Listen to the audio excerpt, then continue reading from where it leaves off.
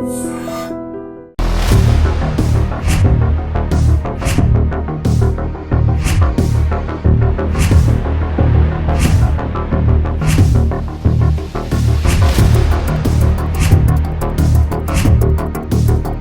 To I dream. మాజీ miss Vizag అన్యాయం జరిగింది. తన భర్త మరో అమ్మాయితో కాపురం చేస్తుండగా రెడ్ హ్యాండ్ గా పట్టుకుంది. అమ్మాయి పోలీసులకు అప్పచెప్పింది. పోలీసులకు ఫిర్యాదు చేసినా పోలీసులు పట్టించుకోవట్లేదంటూ ఆమె వాపోతుంది. అసలు విశాఖపట్నం దస్పల హిల్స్ లో ఏం జరిగిందో ఒక్కసారి చూద్దాం.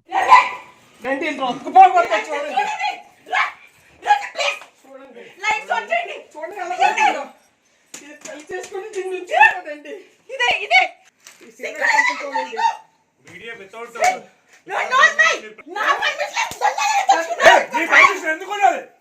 మూడున్నర సంవత్సరాలు ఐదు వదిలేసి నువ్వు నీ పర్మిషన్ ఎలా ఉంటుంది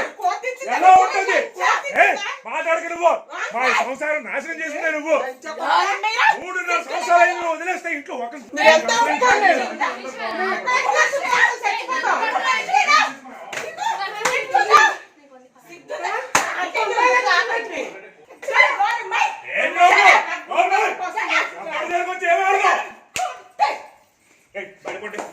out of my office. Get out of my office.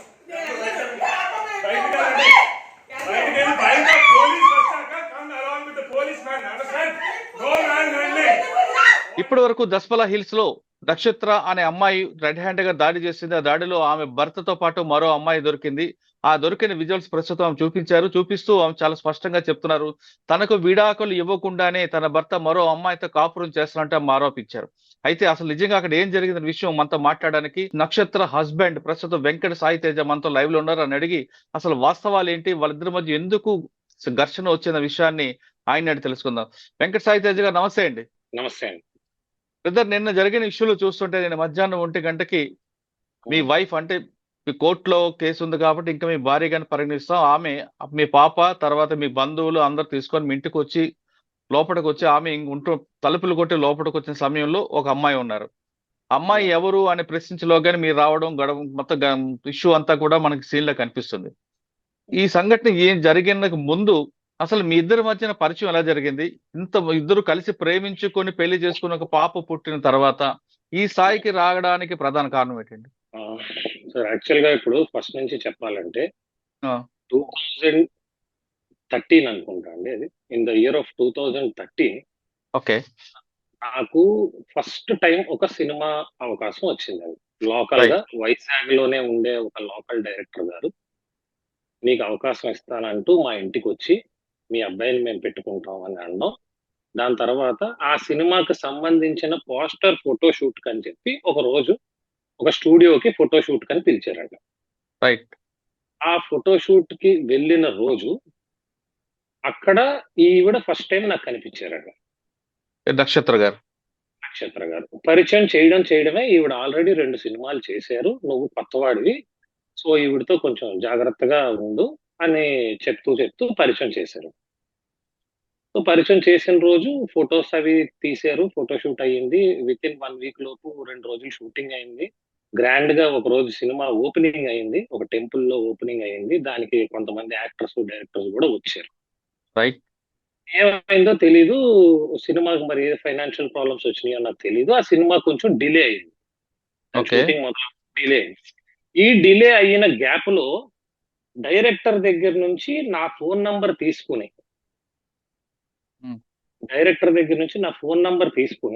ఈ సినిమా స్టేటస్ అడగడానికి కాల్ చేయడం మొదలు పెట్టారు. ఓకే, సినిమా ఎప్పుడు మొదలవుతుంది, ఎందుకు ఆగింది, మీకు ఏమైనా తెలుసా హీరో గారు, ఇలా అడగడం మొదలు పెట్టారు. ఇలా ఈ మాటల క్రమంలో ఇండివిజువల్ గానే ఇల్లులు కూడా ఒక ఇద్దరు పేరెంట్స్ హౌసెస్ కూడా ఇండివిజువల్లీ ఒక 7-8 కిలోమీటర్స్ డిస్టెన్స్ లోనే ఉండటం. నేను ఎక్కడికి వెళ్ళాలన్నా వైజాగ్ లో వాళ్ళ ఇంటి మీద నుంచే వెళ్ళేలా ఆ దారి ఉండటం. సో ఎప్పుడైనా నేను సినిమా ఆఫీస్కి వెళ్ళి ఆ డైరెక్టర్ దగ్గర నుంచి ఏమైనా పోస్టర్స్ ఫొటోస్ తీసుకొస్తా ఉంటే దారిలో ఆగి వాళ్ళ ఇంట్లో ఇవ్వడం. ఇలాగా ఫ్యామిలీకి మనకి పరిచయం పెరిగిందండి. ఓకే. పరిచయం పెరిగిన కొద్ది కాలంలోనే ఆ అమ్మాయి నేను ప్రేమిస్తున్నాను అంటూ తన లవ్ ని ఎక్స్ప్రెస్ చేయడం జరిగింది. అంటే ప్రపోజల్ ఆమెదే ఫస్ట్ ఆమెదే ప్రపోజల్ అండి. రైట్. అప్పటికి నా వయసు ఈస్ జస్ట్ 19 years అండి. I'm just 19 years. She is okay 18 years. Right. అంటే మీ ఇద్దరి మధ్య సంవత్సరం తేడా ఉంది. సంవత్సరం కూడా పూర్తిగా లేదు సార్. ఒక 7 నెలలు 6 నెలలు ఉందండి. 6 months. అయితే ఎప్పుడైతే ఆవిడ ఇలా చెప్పారో వెంటనే నేను యాక్చువల్లీ సారీ అండి, సినిమాలోని ఉండే అమ్మాయిని పెళ్లి చేసుకోవడం నాకు ఇష్టం లేదు ప్రాయంగా. మా ఇంట్లో నేను సినిమాలంటేనే చాలా నాళ్ళ టైం పట్టింది నాకు ఒప్పించుకోవడానికి. మా ఫాదర్ నన్ను ఒక ఇంజనీర్ గా చూడాలనుకుంటున్నారు తప్ప సినిమా యాక్టర్ గా చూడాలనుకోవట్లేదు. చాలా రిక్వెస్ట్ చేస్తే ఈ సినిమా చేయడానికి పర్మిషన్ ఇచ్చారు. ఇది ఇది వర్కౌట్ అయ్యే అవకాశం లేదు అన్నది ఆ ఫస్ట్ పాయింట్ ఆఫ్ డే లో చెప్పడం జరిగింది. మీరే చెప్పారు. ఓకే. చెప్పడం జరిగినా కూడా తర్వాత ఏంటంటే మా ఇంట్లో కొన్ని ఫంక్షన్స్ అవ్వడం, వాళ్ళ ఇంట్లో కొన్ని ఫంక్షన్స్ అవ్వటం, ఈ మ్యూచువల్ ఫంక్షన్స్ కి మేము అటెండ్ అవటం, అలా ఇద్దరి మధ్యలో మాటలు పెరగటం, ఫోన్ కాల్స్ మాట్లాడుకోవటం, ఇలా జరిగి ఇద్దరు అనుకోకుండా తెలియకుండా ఒకరినొకరు ఇష్టపడడం స్టార్ట్ అయిందండి. ఓకే. స్టార్ట్ అయినప్పుడు ఫస్ట్ క్లియర్ గా చెప్పిన విషయం ఏంటంటే అండి, వాళ్ళకి అప్పుడు వాళ్ళ పేరెంట్స్ కి ఈ విషయం తెలిసి వాళ్ళ పేరెంట్స్ మా పేరెంట్స్ ని అడగటానికి మా ఇంటికి వచ్చారు. అప్పటి వరకు మా పేరెంట్స్ కి ఈ విషయం నేను తెలియదండి, నేను చెప్పలేదు. వాళ్ళే ఫస్ట్ డైరెక్ట్ గా ఫ్యామిలీ చుట్టాలు అందరితో మా ఇంటికి వచ్చి అడగటం జరిగింది. దానికి ఫస్ట్ మా పేరెంట్స్ ఒప్పుకోలేదండి. వీడు ఇంకా చిన్నోడు, 19 years అండ్ హీఈస్ జాబ్లెస్, ఈ స్టిల్ స్టడీయింగ్. నేను ఇంకా అప్పుడు చదువుతున్నాను సార్, చదువుతా సినిమా ట్రై చేసుకుంటాను. ఒప్పుకోకపోతే వాళ్ళ మదర్, నేను ఒక క్యాన్సర్ పేషెంట్ నండి, నేను ఎన్నాళ్ళు బతుకుంటానో తెలియదు, నా కూతురు పెళ్లి చూసేయాల నాకు, అందుకే చిన్న పిల్లలైనా మీరు మేము ఉన్నాం కాబట్టి జాగ్రత్తగా చూసుకుందాం, ఇష్టపడింది కాబట్టి చేసేయండి అని అడగటం జరిగింది. ఓకే. అయితే నాకు ఆల్రెడీ అప్పుడు ఉంటున్న ఫ్యామిలీ ప్రాబ్లమ్స్ దృష్ట్యా ఇంట్లో వాళ్ళు కూడా యాక్సెప్ట్ చేసి మ్యారేజ్ చేయడం జరిగింది. అచ్చా, ప్రపోజల్ ఆమెదే, వాళ్ళు మీ ఇంటికి రావడం ఫస్ట్ మీ దగ్గరికి వాళ్ళు వచ్చారు, ముందు ఒప్పుకోలేదు, తర్వాత పెద్దలు ఒప్పుకున్నారు, పెళ్లి చేసుకున్నారు. వాళ్ళు ఇంటికి వచ్చిన with in span of 6 months లో ఎంగేజ్మెంట్, మ్యారేజ్ అన్ని అయిపోయినాయి. రైట్. ఇద్దరు ఆమె ప్రపోజల్ తీసుకొచ్చిన, మీరు ఒప్పుకున్నారు, పెద్దల సమక్షంలో పెళ్లి జరిగింది. అవునండి. ఓకే. అయిన తర్వాత బానే ఉంటుండగా మీ కాపురంలో ఓ పాప వచ్చింది. సార్ ఇక్కడ ఫస్ట్ ఇంకొక విషయం డిస్కస్ చేయాలి sir. Since it is love marriage sir, it will be considered as an ఆదర్శ వివాహం. దానికి డౌరీ ఇచ్చామని చెప్పి నా మీద కేసు పెట్టడం జరిగింది. అంటే మీ ఆ టాపిక్ ముందు మీ ఇద్దరు కాపురం అయిన తర్వాత, మా ఇద్దరు కాపురం చాలా బాగుంది సార్. బాగుంది టైంలో అందరూ అవును, మీకు పాప కూడా పుట్టినది అనుకుంటా. అవునండి. పాప పుట్టింది కదా. అంత చక్కగా ఉన్న కాపురంలో ఇంత డిస్టర్బెన్స్ ఎందుకు వచ్చిందండి సార్? అంటే బేసిక్ గా మ్యారేజ్ అయిన తర్వాత ఆల్మోస్ట్ ఒక 1 year వరకు మేము వేరేగా ఉన్నామండి. అంటే లైక్ మా ఫాదర్ ఇంటికి దగ్గరలోని లేము, వాళ్ళ పేరెంట్స్ ఇంటికి దగ్గరలోని లేమండి. మేము ఇద్దరమే ఒక ఫ్లాట్ రెంట్ కి తీసుకుని మేము ఇద్దరమే ఉండటం జరిగింది. నాకు జాబ్ లేదు, ఆమెకి జాబ్ లేదు కాబట్టి ఏదో ఇంట్లో వాళ్ళ ఫీడింగ్ మీదే ఒక ఫ్లాట్ లో ఉంటూ ఏదో చిన్న ఈవెంట్ మేనేజ్మెంట్ అనేది ఒకటి చేసుకుంటూ 4 డబ్బులు సంపాదించుకుంటూ ఇద్దరం చాలా హ్యాపీగా ఉండేవాళ్ళం అండి, until nobody is involved. Right. తర్వాత మేము వీళ్ళ మదర్ కి హెల్త్ బాగోట్లేదు అన్న కండిషన్ మీద తిను నన్ను ఫోర్స్ చేసి వాళ్ళ ఇంటికి ఒక 1/2 km డిస్టెన్స్ లో ఉన్న ఇంటికి నన్ను మార్చారు. మా మదర్ కి హెల్త్ బాగోదు, మా మదర్ నేను చూసుకుంటా ఉండాలి, అందుబాటు రేంజ్ లో ఉండాలి అని చెప్పి మార్చడం జరిగింది. రైట్. ఈ మార్చిన తర్వాత ఏంటంటే తరచుగా అయితే వాళ్ళు మా ఇంటికి వచ్చేసి ఉండటం, లేకపోతే తినని తీసుకెళ్లి వాళ్ళ ఇంట్లో ఉంచుకోవటం తప్పితే మా ఇద్దరికి ప్రైవసీ స్పేస్ అనేది లేదు సార్. ఇది నేను ప్రూవ్ చేయగలను, ఎందుకంటే మేము కలిసి ఉన్న 5 ఏళ్లలో మేము ఇద్దరమే కలిసి వెళ్ళిన ట్రిప్ అంటూ మా జీవితంలో లేదు. ఎక్కడికి మేము తినని తీసుకెళ్దాం, ప్రేమగా ఏ ఊరు తీసుకెళ్దాం అన్నా మా మమ్మీకి కూడా టికెట్ తీస్తేనే వస్తాను, లేకపోతే రాను, ఇదే చెప్తారు ఆవిడ. సో నా దగ్గర ఉన్న ప్రతి ట్రిప్ లో ఉండే ఫ్లైట్ టికెట్స్ అన్ని నా మెయిల్ లో ఉన్న అన్నిట్లో కూడా అదే ఉంటున్నాను. I can clearly. అంటే తల్లిని తీసుకెళ్ళడం అనేది తప్పేం కాదు కదా. అంటే మీరు అడిగిన రీజన్ చెప్తున్నాను సార్, డిస్ప్యూట్ ఎందుకు వచ్చింది అన్నదానికి రీజన్ చెప్తున్నాను. ఎక్కడైనా తల్లి అనే కాదు సార్, ఇద్దరు మొగుడు పిల్లల మధ్యలో 3వ వ్యక్తి ఇంటర్వెన్షన్, ఐదర్ ఫ్యామిలీ మెంబర్ అయినా బయటోడైనా డిస్టర్బెన్స్ స్టార్ట్ అవుతాయి సార్. ఇప్పుడు నా పేరెంట్స్ ఎప్పుడైతే నాకు దగ్గరగా లేరో వాళ్ళ పేరెంట్స్ ఆజమాయిషి ఎప్పుడైతే పెరుగుతా ఉందో, అంటే ఇప్పుడు నేను చేసే పని నా వైఫ్ కి నచ్చొచ్చు, మా అత్తగారికి నచ్చాలని రూల్ లేదు. అవును. నేను ఒక గంట లేట్ గా లేచాను అనుకోండి, అయ్యో నా ఉమ్, మొగుడు పడుకున్నాడు లేపకూడదన్న సందర్భం నా వైఫ్ దగ్గర ఉంటది. అవును. ఏంటి పడుకుంటాడు, లెగడు, ఎక్కడికి వెళ్ళడు, ఉమ్, ఒక జాబ్ చేయడు అనే వెర్షన్ ఉమ్, ఆవిడలో ఉంటది. ఓకే. సో నేను డైరెక్ట్ గా ఎవరిని కంప్లైంట్ చేయట్లేదండి. సో ఉమ్, ఏంటంటే ఈ విధంగా ఉమ్, ఆమెలో చాలా ఏంటంటే చాలా నాటారు. ఉమ్, దాని నుంచి చిన్న చిన్నగా గొడవలు స్టార్ట్ అయినాయి. ఆ, ఈ చిన్న చిన్న గొడవలు స్టార్ట్ అయినప్పటికీ కూడా ఏంటంటే నేను ప్రతిదానికి కాంప్రమైజ్ అయిపోతూ ఉండేవాడిని. ఓకే. ఎందుకంటే ఎందుకంటే నా ఏజ్ చిన్నది, ఆ, నా ఏజ్ కూడా చిన్నది. So because of maturity levels ఇంకా ఎదగలేకపోవడం, వయసు అవగాహన రాకపోవడం వల్ల చిన్న చిన్న గొడవలు పెట్టుకుంటా ఉంటది. ఆ, సో అది మనం పెద్దగా పట్టించుకోవద్దు, కొంత ఏజ్ ఆ, వస్తే తనే తెలుసుకుంటది అని చెప్పి నేను పట్టించుకునేవాడిని. ఉమ్. అవి కూడా రొటీన్ ఫ్యామిలీకి, అందరి ఫ్యామిలీకి ఉండే గొడవలే, పెద్దవి ఏం ఉంటాయండి కాదు. కామన్. ఏదో వంట బాగాలేదనో, లేకపోతే బయటకు తీసుకెళ్లలేదనో, లేటుగా వచ్చావనో సరే, ఇలాంటివి అవన్నీ ఉంటాయి. అవన్నీ సర్వసాధారణ, ప్రతి ఇంట్లో ఉంటాయి, ఇంటింటి రామాయణం ఇది. కానీ పాప ఇది పుట్టిన తర్వాత ఇది ఏంటంటే పాప ఎప్పుడైతే పుట్టిందో సార్, ఆ, ఇక్కడ నుంచి ఇవే చిన్న చిన్న గొడవలు వస్తే పాపను పట్టుకుని వాళ్ళ ఇంటికి వెళ్ళిపోవడం, 4-5 days నాకు పాపను చూపించకపోవడం అనే గేమ్ పాప ఆ, పుట్టిన దగ్గర నుంచి స్టార్ట్ అయింది. అంటే ఎమోషనల్ బ్లాక్ మెయిలింగ్. పాప అంటే చిన్న పిల్ల, మనకి పుట్టిన మనం చూడకుండా ఉండలేం కదా సార్, ఒక అవును. రోజు ఉండటం కూడా కష్టం. అవును. ఇది ఇది స్టార్ట్ చేశారండి. ఓకే. పాపను చూపించు అంటే ఇప్పుడు పాపను చూడాలంటే నేను నా అన్ని చంపుకొని వాళ్ళ ఇంటికి వెళ్ళి సారీ చెప్పేస్తే పాపను చూడడానికి అవుతుంది. ఓకే. ఒక 10 సందర్భాల్లో 9 సందర్భాల్లో తగ్గగలిగిన ఏదో ఒక సందర్భంలో మనం తగ్గలేకపోయేది వస్తుంది మనకు కూడా. అవును.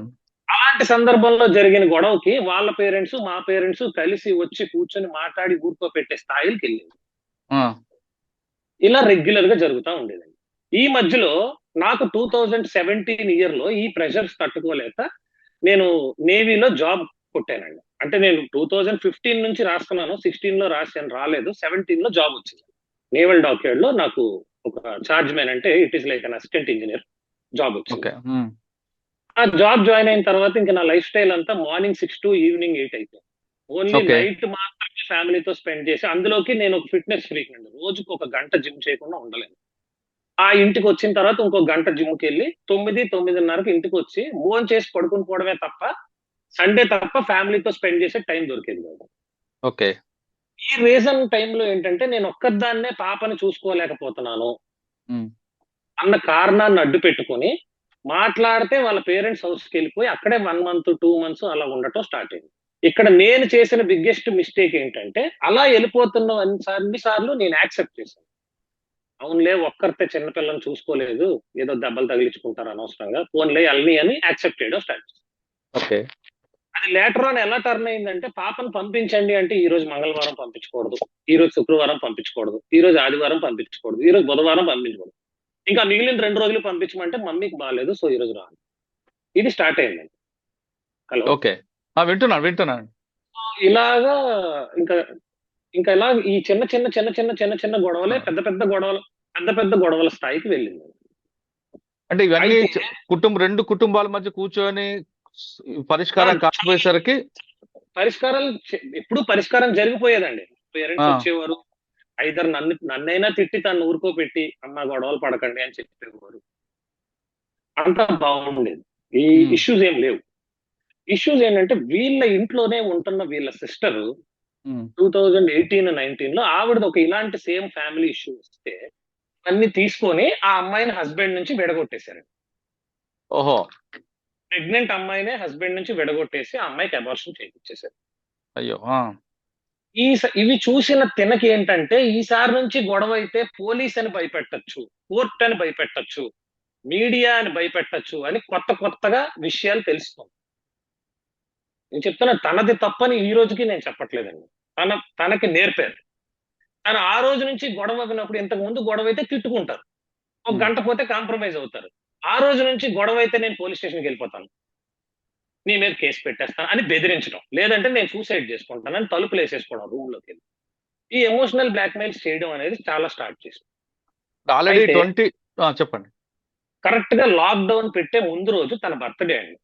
ఉమ్, తన బర్త్డేకి నేను 1,20,000 పెట్టి ఒక స్కూటీ, ఒక 50,000 ఖర్చు పెట్టి తన బర్త్డే నైట్ 12 గంటలకు చేశాను.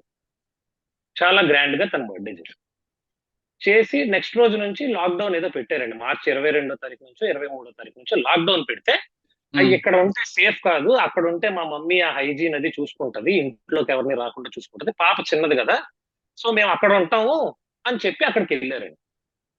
అయితే ఇందులో నేను కోవిడ్ లో ఆ, రోడ్ల మీద వెళ్ళి బెగ్గర్స్ అందరికి ఫుడ్ పంచేవాడిని. రోజు రోజు ఫుడ్ పార్సెల్స్ నా సొంత డబ్బులు ఖర్చు పెట్టి నేను పంచేవాడిని రోడ్ మీద, ఓకే. హ్యుమానిటేరియన్ గ్రౌండ్స్ లో. సో ఒక రోజు వాళ్ళ మదర్ నన్ను భోజనానికి పిలిచారు. రీజన్స్ చాలా సిల్లీగా ఉంటాయి సార్, మీరు అడిగారు ఉమ్, కాబట్టి చెప్తున్నాను. ఓకే. భోజనానికి పిలిస్తే నేను ఈ ఫుడ్ పంచుతూ పంచుతూ ఇంటికి వెళ్ళేసరికి 3 అయ్యింది వాళ్ళ ఉమ్, ఇంటికి. నేనేంటంటే బయట అంతా తిరిగి వచ్చాను, ఇప్పుడు ఇంట్లోకి రాకూడదు, క్యారేజ్ ఇచ్చేసేయండి, మన ఫ్లాట్కి వెళ్ళి తింటాను అని చెప్పాను. వాళ్ళ మదర్ కి తినికి కోపం వచ్చి క్యారేజ్ ఇలా ఇసిరారు సార్ నా మీదకి. ఇక తిన అని ఇలా ఇసిరారు. ఉమ్, వెంటనే కోపం వచ్చిన నేను అక్కడి నుంచి అరుచుకుంటూ, నేను ఏమైనా ఉమ్, బెగ్గర్ని అనుకుంటున్నారా, ఆ మాత్రం ఫుడ్ తినలేను అనుకుంటున్నారా, నాకేం అవసరం లేదు అని క్యారేజ్ వదిలేసి వెళ్ళిపోయాను. ఉమ్, ఆ రోజు తర్వాత 6 మంత్స్ నాకు వాళ్ళ అమ్మాయిని వాళ్ళు చూపించలేదండి. 6 ఓకే. మంత్స్. ఉమ్, అది అది చిన్న మాటకి వాళ్ళు 2 వల్గర్ వర్డ్స్ తో మా ఫాదర్ వాళ్ళ ఇంటికి వెళ్ళి, నీ కొడుకు ఇలాంటోడు, నీ కొడుకు అలాంటోడు, అది ఇది పట్టించుకోడు, ఇది లేదు అది లేదని ఎలిగేషన్స్ పెట్టుకుని ఇప్పట్లాగే మేము మా అమ్మాయిని పంపించాం అని చెప్పేసి ఒక 6 మంత్స్ ఉంచేసుకున్నారు. ఆ టైంలో మాత్రం ఈ పాప అనే వీక్నెస్ తోనే నాతో వీళ్ళు ఆడుకుంటున్నారు, ఉమ్, నేను కూడా కొంచెం స్ట్రాంగ్ గా ఉంటేనే గానీ ఇది సెట్ అవ్వదు, లేకపోతే ఇది అలవాటు అయిపోతుంది ప్రతిరోజు గొడవ అని చెప్పి నేను ఉమ్, కూడా 6 మంత్స్ పాపను చూడకుండా ఉన్నానండి. ఓకే. అయితే ఈ 6 మంత్స్ గ్యాప్ మధ్యలో నేను ఒక వెహికల్ కొన్నాను. ఆ వెహికల్ ఫస్ట్ నా కూతురే కూర్చోవాలా కారులో, ఉమ్, తీసుకుని రండి అని ఫోన్ చేస్తే, నువ్వు నువ్వు ఈ 6 నెలల్లో ఎవరెవరితో పడుకుని సంపాదించుకున్నావో మేము ఎక్కం ఆ కారు అన్నారు. అక్కడికి హర్ట్ అయ్యాము. అక్కడికి హర్ట్ అయ్యాం. సరే 6 మంత్స్ తర్వాత మళ్ళా మా పేరెంట్స్ మాట్లాడి వెళ్ళి తీసుకొచ్చి కూల్ చేసి తెచ్చి, అమ్మ నువ్వు తేజ వాళ్ళ ఇంటి దగ్గరలో ఉండొద్దు, మా ఇంటి దగ్గరలో ఉండొద్దు, మేము వేరే ఇల్లు తీస్తాం అందులో ఉండండి అని మళ్ళీ ఇల్లు మార్చి పెట్టారు. రైట్. 3 డేస్ కూడా ఇంట్లో లేరండి. నాకు షూటింగ్ అవకాశం వచ్చింది. నేను షూటింగ్కి వెళ్ళాను. ఉమ్, షూటింగ్కి వెళ్తే వాళ్ళ ఇంటికి వెళ్ళారు. ఏం జరిగిందో తెలియదండి. మా ఇద్దరి మధ్యలో గొడవ లేదు, ఏమీ లేదు. సడన్ గా వెళ్ళి పోలీస్ స్టేషన్ లో నన్ను కొట్టాడు అని కేసు పెట్టారు. ఈ దిశ పోలీస్ స్టేషన్ లోనా? ఆ దిశ పోలీస్ స్టేషన్ లో కేసు అవ్వలేదు, అప్పుడు వెళ్ళి కంప్లైంట్ ఇచ్చారు. వాళ్ళు నన్ను పిలిచారు. వాళ్ళు నన్ను పిలిచి, తేజ గారు ఇలా మీరు కొట్టారంట, ఇదంట అదంట అంటే, నేను కొట్టలేదండి. ఏమమ్మా కొట్టాడా అని అంటే, అవన్నీ పక్కన పెట్టండి, కొట్టడాలు అవన్నీ పక్కన పెట్టండి, ఆ అబ్బాయి సినిమాలు మానేయాలి, సినిమాలు మానేయకపోతే మా అమ్మాయిని పంపించాం అని వాళ్ళ మదర్ ఫస్ట్ అన్నారండి దిశ సిఐ గారి ముందు. అప్పుడు సిఐ గారి పేరు నిర్మల గారు ఏదో. ఆవిడ ముందే వాళ్ళ మదరు, సినిమాలు మానకపోతే మా అబ్బాయిని పంపించాం. అయితే అమ్మా ఎవరో ఒకరు తగ్గాలి కదమ్మా, మీకు ఒక 6 మంత్స్ టైం ఇస్తున్నాము, మీరు ఆలోచించుకోండి, మేము ఇప్పుడు కేసు కట్టం అని చెప్పి పంపించేశారండి. ఓకే. మళ్ళీ 6 మంత్స్ తర్వాత వెళ్ళి నన్ను పిలవకుండానే వెళ్ళి ఎఫ్ఐఆర్ అయిపోయిందని నాకు ఫోన్ వచ్చింది. ఏసీపీ గారు నన్ను పిలిచి అడిగారండి ఏం జరిగింది మొత్తం అని అంటే, బాబు నువ్వు రోజు మందు తాగి వస్తావంట, ఆ అమ్మాయిని కొడతావంట, అలానే నువ్వు సినిమాలు చేస్తూ అమ్మాయిని పట్టించుకోవంట, నువ్వు జాబ్ ఉందనే నీకు పెళ్లిని ఇచ్చారంట, లేకపోతే ఇవ్వకపోదురంట, నువ్వు సినిమా వాడు అని తెలిస్తే పెళ్లిని ఇచ్చేవారు కాదంట అనేది చెప్పడం జరిగిందండి. ఓకే. చెప్తే నేను ఏసీపీ గారు క్లియర్ గా చెప్పాను, మేడం 2015 లో మ్యారేజ్ అయినప్పుడు నాకు జాబే లేదు, నేను 2017 మే 22 జాబ్ జాయిన్ అయ్యాను, మరి జాబ్ ఉందని పిల్లనివ్వడం ఏంటండి, అది అబద్ధం. మీ మీద 543 క్రైమ్ నెంబర్ 2021 లో ఎఫ్ఐఆర్ ఇష్యూ అయింది దిశలో. మీ మీద చార్జ్ షీట్ వేశారు, మీకు కౌన్సిలింగ్ చేశారు, మీరు వినకపోతే మీకు అరెస్ట్ కూడా చేసినట్టున్నారు. అవునండి. అంటే వినకపోవడం అంటే అంటే మీరు వినడం అంటే మీరు కౌన్సిలింగ్ లో ఆ కౌన్సిలింగ్ వచ్చి వెళ్ళుంటారు, కౌన్సిలింగ్ కూడా మీ ఇద్దరు మధ్యన కూడా ఇంకా అది కలిసేటట్టు లేదు అని చెప్పి అరెస్ట్ చేసి పంపించుంటారు. పాయింట్ అండి, సినిమాలు మానేయడం ఒక్కటే పాయింట్ తెచ్చారండి వాళ్ళు, కొట్టానని కానీ ఏమీ తేలేదు, కంప్లైంట్ లో రాసిన ఏ మాటలు ప్రస్తావనకు తేలేదు. సినిమాలు మానేస్తే ఆ రోజు సిఐ గారి ముందు జరిగింది ఏంటంటే, కాంప్రమైజ్ అవ్వాలంటే సినిమాలు మానేయాలి అని అడిగారు, నేను సినిమాలు మాన్ను అని చెప్పాను. అయితే ఇద్దరి మధ్యన తెగేది లేదని చెప్పేసి ఎఫ్ఐఆర్ చేశారు. రైట్ అండి. అందులో మీకు 498 506 పెట్టారు. అంటే మీరు అప్పటికే వేధిస్తున్నారని రకరకాల సెక్షన్స్ వచ్చింది. అందులో అవునండి. మీకు అరెస్ట్ చేశారు. చార్జ్ షీట్ కూడా వేశారు. అవునండి. రైట్. మీరు ఒక్కసారైనా ఆలోచించారా మీరిద్దరి మధ్యన ఈగో ఫీలింగ్ కి? వాళ్ళ అమ్మాయికేమో సినిమాలు మానేయాలి మీరు అనేది ఆ అమ్మాయి రీజన్. అవునండి. రైట్. మీకు సినిమాలే ప్రాణం అని మీ రీజన్. అవునండి. కానీ మీ ఇద్దరి మధ్యన ఒక అమ్మాయి మీ పాప సఫర్ అవుతున్న ఎప్పుడైనా ఆలోచించారా మీరు? ఆమెకి సార్ లేకపోవచ్చు. కానీ మీకు ఉండాలి, ఒక తండ్రిగా ఉండాలి కదా! సార్ నేను ఆల్మోస్ట్ గొడవలు మొదలైన తర్వాత పాప పుట్టిన దగ్గర నుంచి హ్మ్. 3-4 సంవత్సరాలు ఇలా అనుకునే స్ట్రగుల్ అవుతా గడిపానండి నా లైఫ్. రైట్. ఎందుకంటే మీకు ఎగ్జాంపుల్ చెప్పాలంటే 2015లో నేను మొదటి సినిమా చేస్తే ఆ! రెండో సినిమా 2020లో చేశానండి. ఈ 5 ఏళ్ళు నేను నా ఫ్యామిలీకి కట్టుబడి ఒక్క ఆడిషన్ కి గాని, హైదరాబాద్ వెళ్లి ప్రయత్నించటం గాని, దేనికి ఏ పని చేయలేదండి. పూర్తిగా కట్టుబడి ఉన్నాను. రాక వెతుక్కుంటూ ఒక సినిమా వచ్చింది. దీన్ని వదలకూడదు. అవకాశం రావడం చాలా కష్టం. కొన్ని లక్షల మంది ఎదురు చూస్తా ఉంటారు. నేను ప్రయత్నించకుండా వచ్చిన అవకాశం. ఇది నన్ను చేయనివ్వండి అని వాళ్ళ మదర్‌ని, వాళ్ళ ఫాదర్‌ని ప్రాధేయపడ్డా. కరెక్టే అండి. మీ వెర్షన్ బానే ఉందండి. నేను అమ్మాయిది తప్పట్లేదు, మీది కాదు. కానీ మీ పాప పాప కోసం గురించి ఆలోచించారా? రేపు మీ పాప స్కూలుకి వెళితే మీ డాడీ ఏరు అని ఎవరైనా అడిగితే ఆ ఏ రోజు సమాధానం చెప్తది? సార్ ఒక్కటి సార్. ఆ రోజు ఉన్న పర్టిక్యులర్‌గా ఆ మూమెంట్ ఆఫ్ టైమ్‌లో ఇది ఏదో కక్ష సాధింపు చర్యే గాని విడిపోయేంత ఇది కాదు అని అనుకోవడం జరిగింది. నా నా మీరు మైండ్‌లో ఇదేదో ఓకే. కక్ష సాధిస్తారు. ఆ కేసులన్నీ తప్పని తేలిన తర్వాత ఆళ్ళే మళ్ళీ వచ్చేస్తారు. మళ్ళీ హ్మ్. హ్యాపీగా ఉంటాం. It it will take just 6 months time అంతే. 6 మంత్స్ మనం వాళ్ళని చూడకుండా ఉంటేనే మన లైఫ్ బావుంటదనుకుంటే, దానికైనా మన లైఫ్ బాగు చేసుకోవడం ఇంపార్టెంట్ అన్నది నేను ఫీల్ అయ్యాను. రైట్. రోజు ఉండి తన్నుకోవడం కన్నా స్టేషన్‌కెళ్లారు. ఎలాగో నా జీవితంలో ఎప్పుడు పోలీస్ స్టేషన్‌లో అడుగు పెట్టలా. ఫస్ట్ టైమ్ నన్ను, నా పేరెంట్స్‌ని అందరిని పోలీస్ స్టేషన్‌కి తీసుకెళ్లారు. హ్మ్.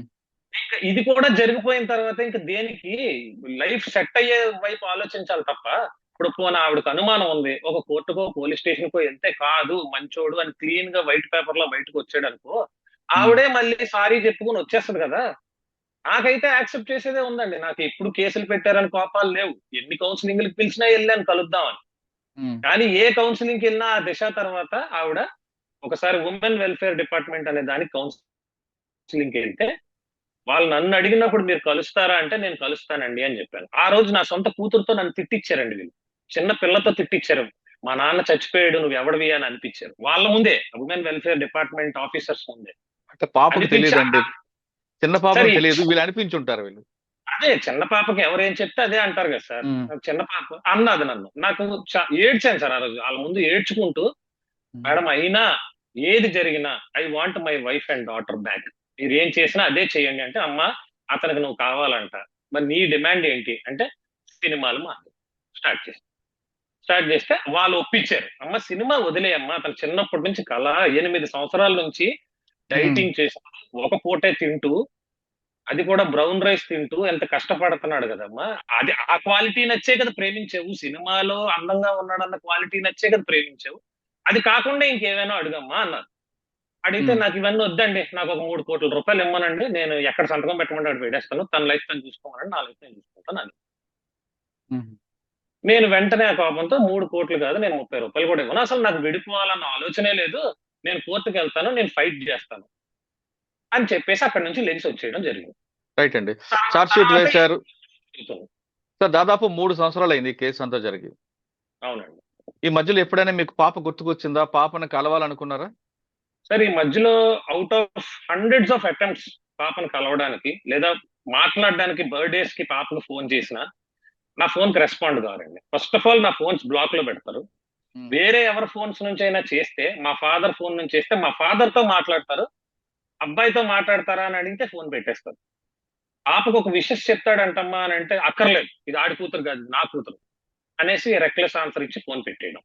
ఇది చాలా సార్లు జరిగిందండి. అయితే నేను 2, 3 సార్లు పాప స్కూల్ ఎక్కడో కనుక్కొని అంటే నేను ఫస్ట్ ఒక స్కూల్‌లో జాయిన్ చేశానండి 2020లో. హ్మ్. ప్రీ కేజీలో ఏశాను.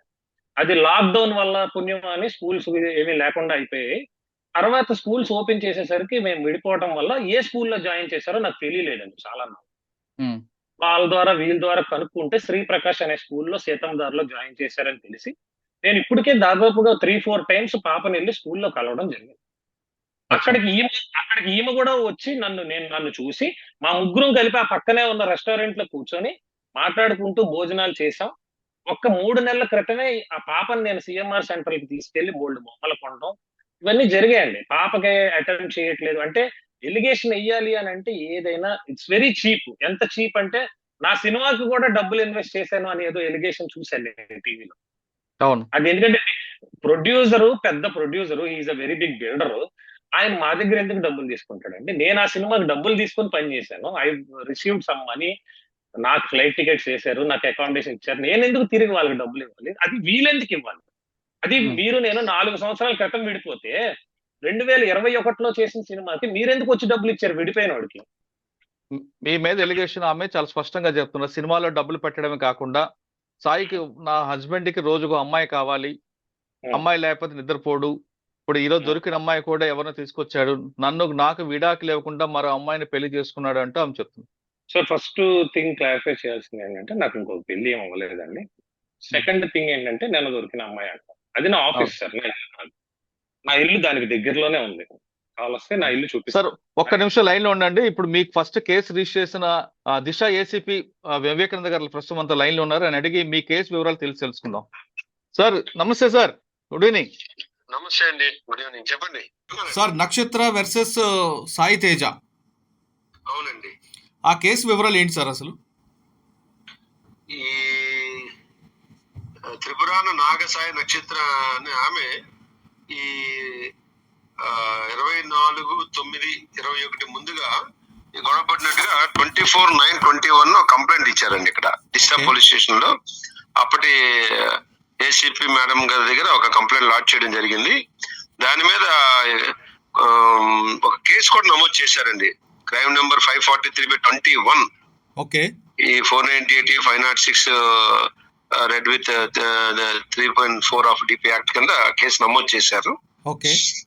దాంట్లో దర్యాప్తులో భాగంగా వీళ్ళందరూ కూడా ప్రొసీజర్ ప్రకారము అరెస్ట్ ప్రొసీజర్ ఫాలో అవడం జరిగింది.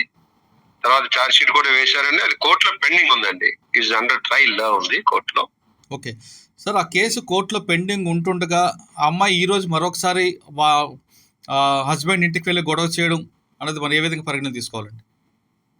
అది ఇప్పుడు అది యాక్చువల్ గా మా లిమిట్స్ లో కాదు అది జరిగింది. బట్ దాని మీద కన్సర్న్ కంప్లైంట్ ఇచ్చినట్టున్నారు, వాళ్ళు ఎంక్వైరీ కూడా చేస్తున్నట్టున్నారండి. మరి ఆమె ఏ బాధతో ఇచ్చారో ఆమె కూడా మరి స్త్రీగా ఆమె ఏదో బాధపడి ఉంటారు. దాని మీద ఆవిడ కంప్లైంట్ ఇచ్చినట్టుగా నేను కూడా మీడియాలో చూశాను. So already concern police station లో ఎంక్వైరీ చేస్తున్నారంటే ఈ స్టేజ్ లో నేను మాట్లాడడం కరెక్ట్ కాదు. అంటే ఆమె ఏమంటున్నారంటే ఛార్జ్ షీట్ వేశారు కానీ నాకు ఇంతవరకు న్యాయం జరగలేదు కాబట్టి మరొకసారి వచ్చానంటే ఆవిడ అంటున్నారు. ఆమె వెర్షన్ అది అయ్యి ఉండొచ్చు. దాని ప్రకారం ఆమె ఆల్రెడీ కంప్లైంట్ లాడ్జ్ చేసినట్టున్నారు కదా. దాని మీద చట్ట ప్రకారం ఏం చర్య తీసుకోవాలనేది కన్సర్న్ హైకోర్టు తప్పకుండా యాక్షన్. ఓకే సార్, ఇప్పుడు ఆల్రెడీ 498A 506 మీద కేసు రిజిస్టర్ అయింది. మరొకసారి అదే రీజన్స్ పెడుతూ మరో కంప్లైంట్ ఇవ్వచ్చా ఎక్కడైనా? ఆమె కంప్లైంట్ ఎప్పుడైనా ఇవ్వచ్చు, ఆమె బాధ మీద ఇవ్వచ్చు. ఉన్నప్పుడు ఈ ఫ్యాక్ట్స్ అన్నిటి ప్రకారం మేము యాక్షన్ తీసుకోవడం జరుగుతుంది. అంటే సేమ్ ఎలిగేషన్స్ పెడుతూ ఇవ్వచ్చా అని? ఇవ్వచ్చా అంటే ఆమె జరిగిన అన్యాయాన్ని ఎక్కడైనా ఆమె ఇచ్చుకోవచ్చండి. ఆమెకి ఏ కష్టం వచ్చినా ఎప్పుడైనా సరే తెలియపరచవచ్చు. బట్ చట్ట ప్రకారము దాని మీద తీసుకోవాల్సిన చర్యలు మేము విచారణ చేసి తప్పకుండా తీసుకోవడం జరుగుతుందండి. ఎవరైనా ఏ పోలీస్ అధికారైనా అదే చేస్తారు. ప్రస్తుతం కేసు కోర్టులో ఉంది. మా ఇక్కడ దిశ పోలీస్ స్టేషన్ లో నమోదు చేసిన కేసు కోర్టులో ఉందండి, ట్రయల్ లో ఉంది. ట్రయల్కి వచ్చిందా సార్? అది ఈ నెల నెక్స్ట్ ఆగస్ట్ 22వ తారీఖు వాయిదా ఉందండి. మరి ఆ రోజు మరి ఏమవుతుందో చూడాలి. Okay sir, thank you very much sir. మంచిది సార్. సాయి చెప్తున్నారు, సార్ కూడా ఏసీపీ గారు చెప్తున్నారు స్పష్టంగా, ఇది ట్రయల్కి వచ్చింది, ఆగస్ట్ లో దీని వాయిదా వస్తుంది కాబట్టి ఇంకా కోర్టుకు వెళ్ళిన తర్వాత ఆర్గ్యుమెంట్స్ కోర్టు నిర్ణయం తీసుకుంటారు తప్పు ఎవరిది అనేది. ఆల్రెడీ కోర్టులో ఇప్పటికి 6-7 వాయిదాలు అయినాయండి. 6-7 వాయిదాస్ అయినాయి. అంటే మరొక వాయిదా ఆగస్ట్ లో ఉన్నట్లుంది. నెక్స్ట్ మంత్ ఉంది సార్. నెక్స్ట్ మంత్ ఉందా? ఓకే. ఇప్పుడు ఆమె చెప్తున్న ఎలిగేషన్ మీరు వివరణ ఏంటండి? మీకు రోజుకు అమ్మాయి కావాలంటున్నారట.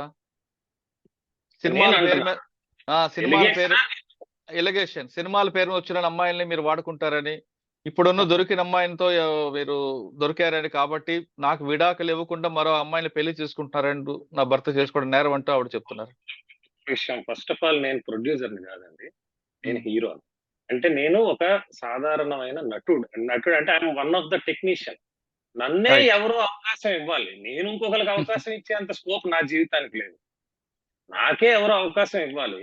నేను అవకాశం ఇస్తానంటూ అమ్మాయిల్ని ప్రలోభ పెట్టడం అనేది ఎవరు అంత పిచ్చోళ్ళు లేరు నమ్మడానికి, రావడానికి. అంటే ఎందుకంటే ఆడిషన్ పేరు మీద తీసుకొచ్చి అమ్మాయిని బుట్టలో వేసుకోవడం మీ హాబీ అంటూ. సార్, ఆడిషన్ చేసే అర్హత నాకు ఎలా వస్తుంది, నేను ప్రొడ్యూసర్ని కాకపోతే? హీరో ఆడిషన్ అవును, ఎక్కడ చేయరు. చేయరు. వాళ్ళందరినీ పెట్టుకున్న తర్వాత ఆఖరిగా హీరో కింద ఒక 10 మందిని చూస్తారు. వాళ్ళకి ఆర్థికంగా, అందంగా, క్యారెక్టర్ కి తగినట్టుగా ఎవరు కనిపిస్తే వాళ్ళని పెట్టుకుంటారు. రైట్. అది ఎవరిని వరిస్తుందో అదృష్టం ఆ టైంకి. సో అది ఫస్ట్. సెకండ్ది, రోజుకు ఒక అమ్మాయి కావాలి అని అంటున్నారు. రోజుకు ఒక అమ్మాయి కావాలి అని అనేది ఎంత చీపెస్ట్ ఎలిగేషన్ అంటే, అంత 5 years అంత అన్యోన్యంగా కలిసి ఉన్నాం కదా మనం. సరే, అవును. ఓకే, విడిపోయిన తర్వాత నేను ఉన్న ప్రతి ఇంటికి పోలీసుల వారిని ఆ రోజు కూడా దిశలో చెప్పాను, వెళ్ళి ఎంక్వైరీ చేయండి సార్. ఒక్క ఆడపిల్లైనా ఈ ఇంటి దరిదాపులోకి గాని ఆ గేట్ దాటి లోపలికి వచ్చిందని ప్రూవ్ చేస్తే ఎన్ని కేసులు పెడితే అన్నిటికీ నేను బాధ్యుడిని సంతకం పెట్టి వెళ్ళిపోతా ఇక్కడి నుంచి అని చెప్పాను. రైట్. ఇప్పుడు నిన్న జరిగిన సంఘటనకు వస్తే, నిన్న జరిగింది నా ఇల్లు కాదు సార్, అది ఆఫీసు. అది ఒక ఆఫీస్ అండి. అదే నన్ను ఓకే. నమ్మి డబ్బులు పెట్టి, కొంతమంది డబ్బులు ఇన్వెస్టర్స్ ఉంటారు, అది ఒక ఆఫీసు. ఒక సినిమా చేద్దాం అనే ఒక ప్రయత్నం మీద 2 నెలల క్రితం ఓపెన్ చేశాం. ఓకే. ఆ ప్రయత్నం ఇంకా సక్సెస్ఫుల్ కూడా కాలేదు, ఇంకా ఏం సినిమా తీయలేదు, ఇంకా ప్రయత్నంలోనే ఉన్నాం. అంటే కథ రాసుకోవడం, మ్యూజిక్ అది సిట్టింగ్ అవన్నీలో ఉన్నాం. ఓకే. అక్కడ పని చేయడానికి వస్తూ ఉంటారు సార్, అమ్మాయిలే కాదు అబ్బాయిలు వస్తూ ఉంటారు. నిన్న సంఘటన జరిగిన టైంలో కూడా ఆఫీస్ లో అబ్బాయిలు కూడా ఉన్నారు. కావాలని పిక్చరైజ్ చేయడానికి అమ్మాయిని పిక్చరైజ్ చేయడం జరిగింది. అమ్మాయి అక్కడ పడుకున్నట్లు ఉంది కదండి లోపలికి రాగానే వాళ్ళందరూ. యాక్చువల్ గా జరిగిన స్టోరీ ఏంటంటే, ఆ అమ్మాయి మాకు ఒక లిరిక్స్ రాస్తామని చెప్పి మా ఆఫీస్ కి ఇష్యూ జరిగిన ముందు రోజు నైట్ రావడం జరిగింది. అమ్మాయి ఒక్క ఆమె వచ్చిందా? ఇంకా బై రోడ్ ఆ అమ్మాయి, ఇంకొక అబ్బాయి, ఒక అబ్బాయి మా దగ్గర కో డైరెక్టర్ గా ఉన్న ఆయన లిరిక్స్ రాయడానికి ఈ అమ్మాయిని, నా ఫ్రెండ్, ఈ అమ్మాయి నాకు ముందు నుంచి పరిచయమేనండి, పరిచయం లేదన్నట్లా. ఒకసారి ట్రై చేసి చూడండి, నా టాలెంట్ నచ్చితే పెట్టుకోండి అని అనడం జరిగింది, రావడం జరిగింది. ఆ టైంకి నేను లేకపోవడంతో మా స్టాఫ్ కాల్ చేసి, అమ్మాయిని నా రూమ్ లో పడుకోబెట్టండి, అబ్బాయిలతో పడుకోబెడితే బాగోదు, నా రూమ్ లో ఒక బెడ్ వేసేసి, లేకపోతే నా రూమ్ లో జనరల్ గా బెడ్ ఉండదండి, బెడ్స్ ఉన్న రూమ్ పక్క రూమ్, ఆ రూమ్ లో ఒక బెడ్ వేసేసి అక్కడ ఏసీ ఆన్ చేసి పడుకోబెట్టండి, అబ్బాయిలు ఇందులో పడుకోండి అని చెప్పడం జరిగింది. రైట్. జరిగిన తర్వాత నేను మార్నింగ్ నా ఇంటి నుంచి జిమ్ కి వెళ్ళి ఒక 10:30-11 ప్రాంతాల్లో నేను ఇంటికి వచ్చాను. అది ఐ మీన్ ఇంటి నుంచి ఆఫీస్కి వచ్చాను. నేను ఆఫీస్కి వచ్చే టైంకి ఒక అబ్బాయి ఏమో భోజనం తేడానికి వెళ్ళాడు, ఒక అబ్బాయి ఏమో అక్కడే ఉన్నాడు. నేను అప్పుడే లోపలికి వచ్చిన ఆ అమ్మాయిని లేపుదాము భోజనానికి అని చెప్పి, మా ఫ్రెండే కదండి, బయట అమ్మాయి, పరిచయం లేని అమ్మాయి అయితే ఏం కాదు, పరిచయం ఉన్న అమ్మాయే.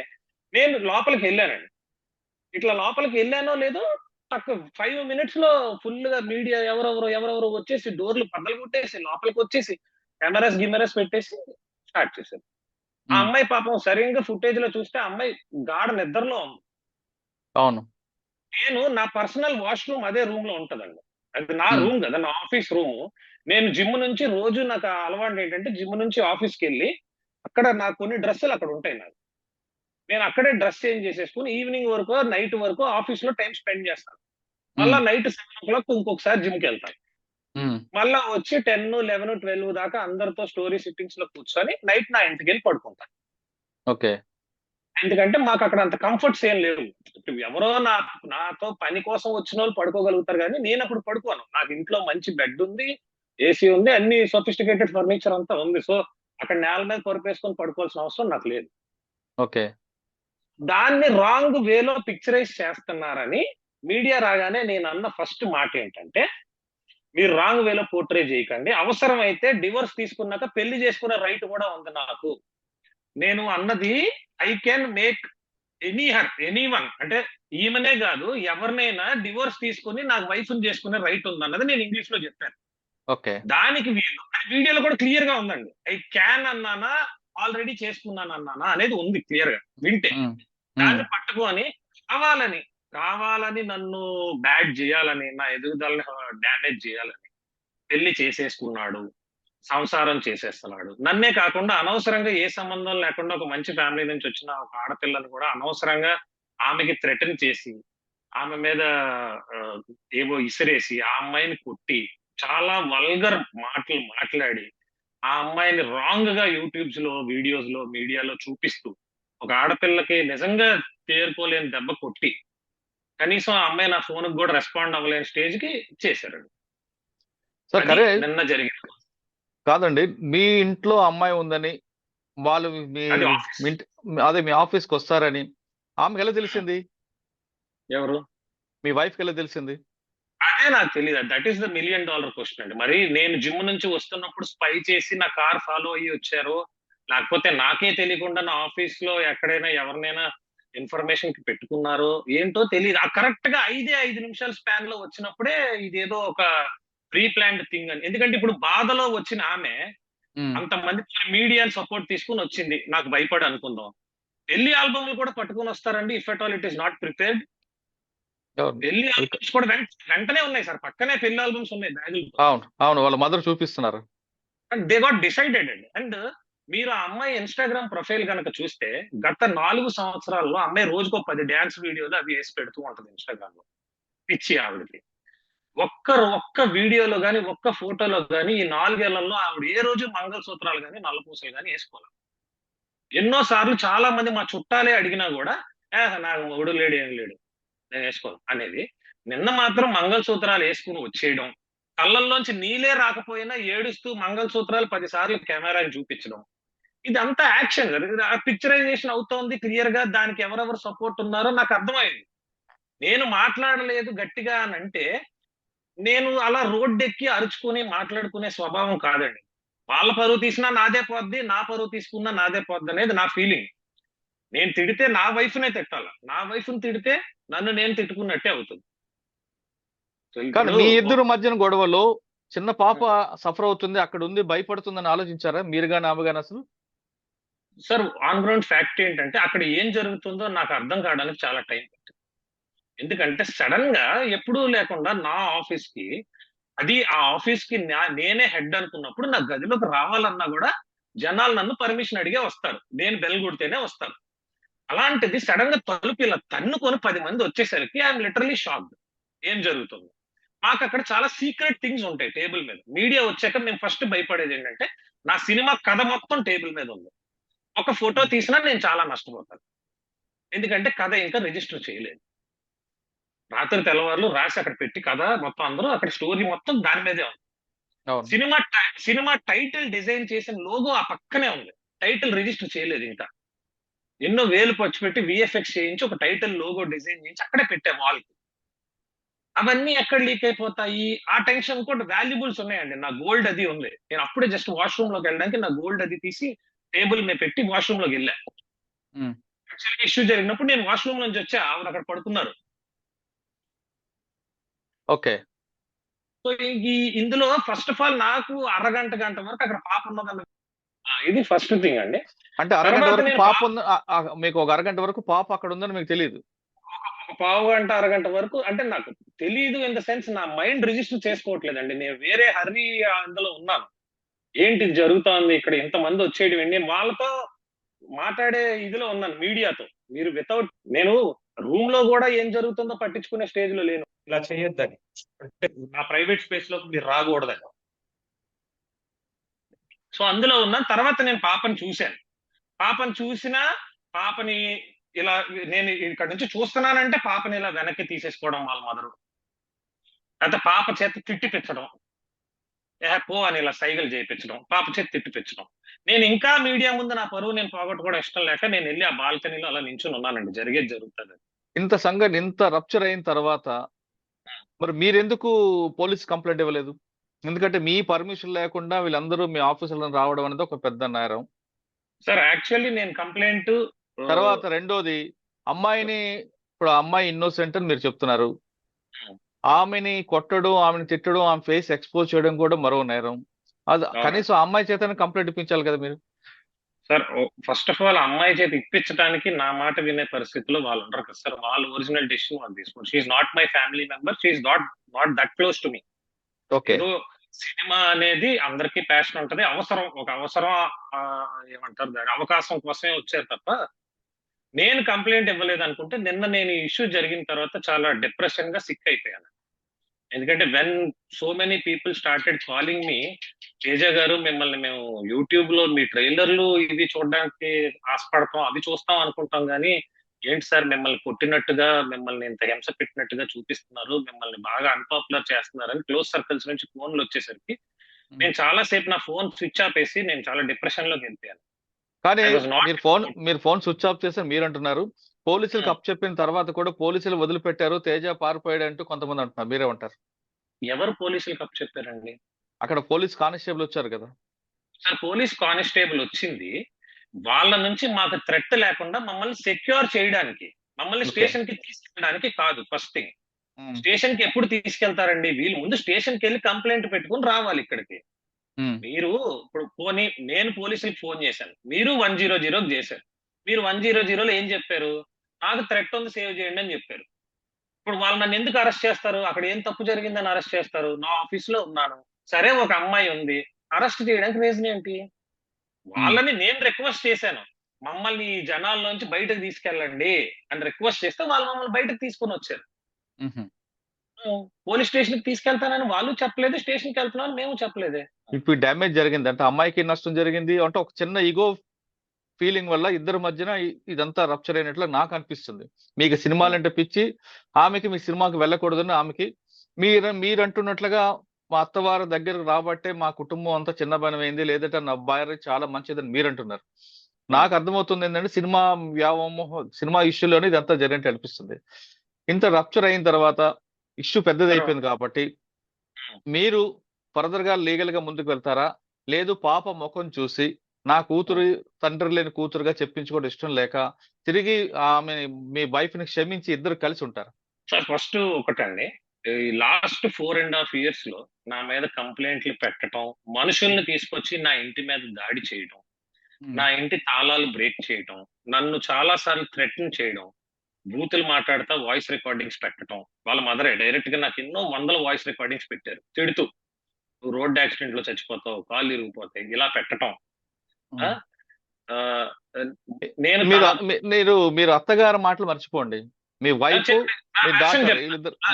నా నష్టం చెప్తున్నాను సార్. ఇన్ని జరిగినా కూడా ఈ రోజు వరకు వాళ్ళకి ఎగెనిస్ట్ గా నేను ఒక్క కంప్లైంట్ గాని, ఒక మాట తిట్టడానికి వాళ్ళ ఇంటికి వెళ్ళటం గాని, ఒక యాక్షన్ తీసుకోవటం గాని ఏమీ చేయలేదు. రీజన్, నేను కూడా అటాక్ చేస్తే అది యుద్ధం అయిపోతుంది. అది ఎప్పుడైతే వార్ అవుతుందో జీవితంలో కలము. వాళ్ళే యుద్ధం చేసి చేసి అలిసిపోయి మళ్ళా వచ్చేస్తారు. నా కూతురికి నేను కావాలి, ఆడపిల్ల, మగపిల్లోడైతే ఓకే, ఆడపిల్లకి ఫాదర్ ఉండాలి, మ్యారేజ్ చేయాలి, కాళ్ళు కడగాలి, చాలా ఉంటాయి. నాకు కూడా కోరికలు, రెస్పాన్సిబిలిటీస్ ఉంటాయి. తన పేరు కూడా వెంకట సాయి మోక్షిత, నా పేరే తనకు పెట్టాను, వెంకట సాయి మోక్షిత, నా పేరే పెట్టాను. జాగ్రత్తగా జాతకం చూసి సింహరాశి పుబ్బా నక్షత్రంలో సిజేరియన్ చేసి మరీ పుట్టించానండి. ఆ పుబ్బా నక్షత్రంలో పుట్టే వాళ్ళందరికీ లైఫ్ బాగుంటదని జ్యోతిష్యులు చెప్తే ఆమె డెలివరీ డేట్ కన్నా ముందు పుట్టించానండి. సిజేరియన్ చేయమని అడిగాను డాక్టర్స్. ఓకే. ఆమెకు పుట్టినప్పుడు ఉండే స్టెమ్ సెల్ ని కూడా అప్పట్లో, ఇప్పుడంటే ఫేమస్ అయిపోయింది. 2016 లో nobody knows, only Aishwarya Rai చేయించింది. ఓన్లీ యాక్ట్రెస్ ఐశ్వర్య రాయ్ గారు వాళ్ళ పాపకు చేయిస్తే నేను 2 lakhs స్పెండ్ చేసి ఆ స్టెమ్ సెల్ ప్రొటెక్ట్ చేయించాను. ఓకే. లైఫ్ టైమ్ లో తనకి గాని తన మదర్ కి గాని ఎటువంటి హెల్త్ కాంప్లికేషన్, ఎందుకంటే వాళ్ళ ఫ్యామిలీ బ్యాక్గ్రౌండ్ లో ఆల్రెడీ క్యాన్సర్ ఉంది కాబట్టి వీళ్ళకి ఎటువంటి హెల్త్ కాంప్లికేషన్ రాకూడదని ఆ స్టెమ్ సెల్ ప్రిజర్వ్ చేయించాను. ఆ ట్రీట్మెంట్ కి ఉపయోగపడాలని అంత ముందు చూపుతో, పాప మీద ప్రేమతో చేసినవే. కానీ ప్రతి దానికి మనిషికంటూ ఒక సహనం ఉంటుంది సార్. నిన్న జరిగింది ఇది నేను సహనం కోల్పోయే సంఘటన.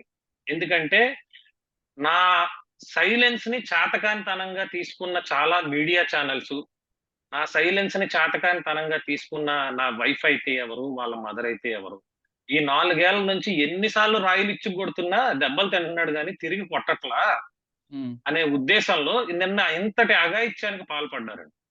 ఎందుకంటే నా మీద మా నాన్నగారే ఎప్పుడు చేయి చేసుకోలేదు. పుట్టినప్పటి నుంచి నా మీద చేయి చేసుకోవటం, కావాలనే మీడియాలో రికార్డ్ చేయించి దాన్ని కొన్ని 100 సార్లు దాన్నే టెలికాస్ట్ చేయించడం, నన్ను అవమానపడేలా చేయటం, నేను డిప్రెషన్ లోకి వెళ్ళేలా చేయటం, ఇవన్నీ చేసిన కారణంగా మొట్టమొదటైతే దీని మీద లీగల్ గా తిరిగి అటాక్ చేసే విధానం పద్ధతులు మాకు కావండి, నాది ఆ మెంటాలిటీ కాదు. లీగల్ గా పోలీసు వారు దీనికి ఏం న్యాయం చేస్తారో, తగు కేసులు ఎలా పెట్టాలో, ఏ సెక్షన్స్ కనుక్కొని ట్రెస్ పాసింగ్ కింద వితౌట్ మై పర్మిషన్ నా ఆఫీస్ స్పేస్ లోకి అది ఎంటర్ అవడం తప్పు. ఎంటర్ అవడమే కాకుండా నా స్టాఫ్ ని కూడా కొట్టారండి.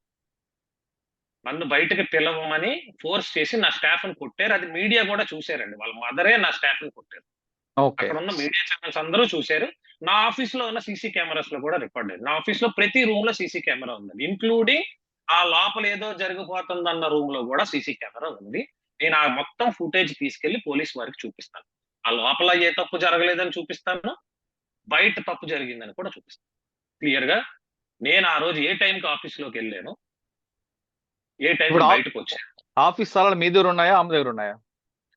ఇప్పుడు ఆ రోజు నా ఆఫీస్ లో థెఫ్ట్ జరిగిందండి. బేసిక్ గా ఒక రింగ్ మిస్ప్లేస్ అయ్యింది, అండ్ నా కార్ కీసు, నా నా సొంత ఇంటి కీసు, నా ఆఫీస్ కీసు అన్ని కలిపి ఉన్న ఒకే ఒక సెట్. ఆ సెట్ పట్టుకుని వెళ్ళిపోయారండి. డైరెక్ట్ గా నా వైఫే పట్టుకుని వెళ్ళిపోయింది. యాక్చువల్లీ నేను కూడా అంతమంది జనంలో ఎవరో తీసుంటారులే అనుకున్నాను, వాళ్ళని అనుమానం పడలేదు.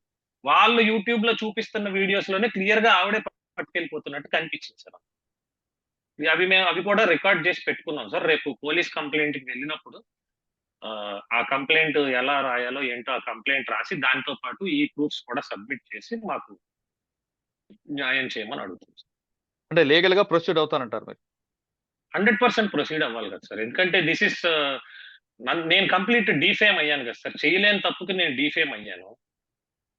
కానీ So, మీరు నేను- లీగల్ గా ప్రొసీడ్ అయితే ఇటు Hmm. అమ్మా నాన్న మధ్యన ఈ విభేదాల మధ్యన మీ పాప సఫర్ అవుతుందని ఆలోచిస్తున్నారా? సార్ పాప లాస్ట్ 4 years నుంచి సఫర్ అవుతానే ఉంది సార్. ఎందుకంటే ఎన్నిసార్లు నీ హస్బెండ్ పాపను తీసుకుని రా అని అడిగినా మీరు చూపించడానికి ఇష్టపడలేదు. కనీసం ఫోన్ మాట్లాడించడానికి కూడా మీరు ఇష్టపడలేదు. పాప పేరు అడ్డు పెట్టుకొని మీరు నన్ను ఎంత బ్లేమ్ గేమ్ ఆడారో, ఎంత ఏడిపించారో అదంతా మీకు కూడా తెలుసు. కానీ ఇప్పుడు ప్రెసెంట్ సిచ్యువేషన్ ఏంటంటే ఈ రోజు కూడా ఇప్పుడు పాపే కావాలంటున్నాను సార్. ఈ రోజుకి నేను చెప్తున్నాను, నేను ఇప్పుడే కాదు, కోర్టులో వాళ్ళు నాతో ఎంత ఫైట్ చేసినా లాస్ట్ గా నేను కోర్టులో ఫైట్ చేసేది నాకు నా కూతురు కావాలనే. మీరు నన్ను వదిలేసుకుంటే వదిలేసుకోండి, అది మీ పర్సనల్ చాయిస్. నాకు నా కూతురు కస్టడీ కావాలనే నేను అడుగుతానండి. ఇవన్నీ ఎందుకండి? సినిమాలు కాసేపు ఆపితే బెస్ట్ ఏమో కదా, ఆవిడకి నచ్చ చెప్పుకొని సినిమాలు యాక్ట్ చేయొచ్చు కదా మీరు. సార్ ఆవిడకి నచ్చ చెప్పడానికి ఎన్నో సంవత్సరాలు ప్రయత్నించాను. అండ్ ఇంకొకటి కూడా from the bottom of the heart ఆవిడ ప్రాబ్లం సినిమా అనే కాదండి. వాళ్ళ ఆవిడకి అనుమానం ఉందా? వాళ్ళ అన్ని ఉన్నాయి, ఒకటి కాదు. వాళ్ళ ప్రాబ్లం ఏంటంటే లొంగాలి, మన చెప్పు మాట వినాలి. ఒక సినిమాల్లోకి వెళ్తే పేరు వచ్చేస్తే మన మాట వినడు, లేదంటే ఇంకొక బిజినెస్ ఏదైనా చేసి పెద్ద ఇదైపోతే మన మాట వినడు. ఉద్యోగం చేసుకుంటే మా నాన్నగారు లాగా పొద్దున్న వెళ్ళి రాత్రి వస్తాడు, ఇంట్లోనే ఉంటాడు, జీతం అంతా తెచ్చి ఇచ్చేయాలి. రూల్స్ ఉంటాయి వాళ్ళ ఇంట్లో చాలా. కార్డు తన దగ్గరే ఉండాలి, శాలరీ పడగానే తనకి లెక్కలు చెప్పాలి, ఇవన్నీ ఉంటాయండి. This is not the life which our parents taught us. మా ఇంట్లో మా ఫాదర్ ఒక రియల్ ఎస్టేట్ బిజినెస్ మ్యాన్ అండి. మా ఫాదర్ మాకు ఏం కావాలంటే అది ఇస్తారు, మాకు ఫ్రీడమ్ ఇచ్చారు మా ఫాదర్. మా ఫాదర్ ఏం చెప్పారు, నేను సినిమాలు చేయాలని ఎక్స్ప్రెస్ చేసినప్పుడు ఫస్ట్ నువ్వు బుద్ధిగా జాబ్ కి గవర్నమెంట్ జాబ్స్ రాయడం ట్రై చేయి. గవర్నమెంట్ జాబ్ వచ్చాక కూడా సినిమా చేయడానికి గవర్నమెంట్ అవకాశం ఇస్తుంది. చాలా ఫీల్డ్స్ లో అదేలేండి. ఉన్నాయి. ప్రతి ఇక్కడ తండ్రి మా- తల్లి, అవునండి, ప్రతి మా- తల్లిదండ్రులు చెప్పే మాట అవి. మా గ్రాండ్ ఫాదర్ కూడా డ్రెడ్జింగ్ కార్పొరేషన్ లో మేనేజర్ గా చేశారు. ఓకే. ఆయన చాలా విపరీతమైన, ఆయన పెద్ద కవి, ఆయనకి ఆంధ్ర రత్న అని బిరుదు కూడా ఉంది. ఆయన ఆ కవిత్వాలు రాయడానికి వెళ్ళేవారు, ఆయన బాల్ బ్యాడ్మింటన్ ప్లేయర్, క్రికెట్ అన్ని చేసేవారురా ఉద్యోగం చేస్తూనే. నువ్వు కూడా అలానే చేసుకోవచ్చు. చాలా మంది ఎగ్జాంపుల్ ఉన్నారు. ఎన్టీఆర్ గారు గవర్నమెంట్ ఎంప్లాయే, బ్రహ్మానందం గారు గవర్నమెంట్ ఎంప్లాయే. ఇలా రెఫరెన్స్లు చెప్పి నన్ను ఒప్పించి నా చేత ఉద్యోగం రాయించారు. నేను కూడా జాబ్ వచ్చాక ఫ్యామిలీ సెక్యూరిటీ కోసం ఆ జాబ్, ఫ్యామిలీ జాబ్ రెండే చూసుకున్నాను. అవకాశం వచ్చి వెళ్ళాను తప్ప అవకాశం కోసం జీవితాన్ని వదిలేయలేదండి. ఓకే. అవకాశం ఎత్తుకుంటూ వస్తే వెళ్ళాం.